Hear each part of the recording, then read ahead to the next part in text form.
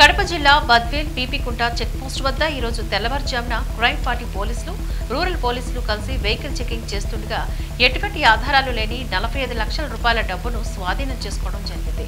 వివరాల్లోకి వెళ్తే బద్వేల్ పట్టణానికి చెందిన మల్లేష్ అనే వ్యక్తి నేటి తెల్లవారుజామున నెల్లూరుకు వెళ్లి అక్కడి నుంచి నరసింహ అనే వ్యక్తి ద్వారా ఈ మొత్తం డబ్బును తీసుకుని ఆర్టీసీ బస్సులో బద్వేల్ వస్తున్నప్పుడు కడప జిల్లా సరిహద్దు అయిన పీపీకుంట చెక్పోస్ట్ వద్ద ఈ డబ్బును స్వాధీనం చేసుకున్నాము అంటూ ఈ డబ్బు మొత్తం కువైట్ నుంచి పంపించిన డబ్బులుగా ప్రాథమిక విచారణలో తేలిందని, ఇలా డబ్బును తరలించడంలో ఐటీ శాఖ అనుమతి లేని కారణంగా, అంతేకాకుండా ఇన్కమ్ ట్యాక్స్ కట్టకుండా డబ్బును తరలించడం చట్ట వ్యతిరేకం కాబట్టి తనిఖీలో పట్టుబడిన మొత్తం 45 లక్షల రూపాయలు పోలీసులు స్వాధీనం చేసుకోవడం జరిగిందని పోలీసులు తెలియజేశారు. పీపీకుంట చెక్ పోస్ట్ ఈ రోజు విస్తృతంగా తనిఖీలు చేయడం జరిగింది. మార్నింగ్ అందులో భాగంగా బద్వేల్ పట్టణానికి చెందిన మల్లేష్ అనే వ్యక్తి అర్లీ మార్నింగ్ నెల్లూరుకు వెళ్ళి అక్కడి నుంచి నరసింహ అనే వ్యక్తి ద్వారా 45 లక్షల రూపాయలు డబ్బులు కలెక్ట్ చేసుకొని బద్వేలుగా వస్తూ ఉండగా బస్సులో వెహికల్ చెకింగ్ చేస్తూ పట్టుకోవడం జరిగింది.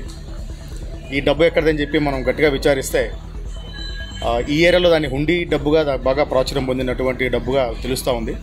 అంటే కువైట్లో ఎవరైనా ఉంటే వాళ్ళు అక్కడ డబ్బులు పంపించి ఇక్కడ డిస్ట్రిబ్యూట్ చేసే విధంగా ఉంది.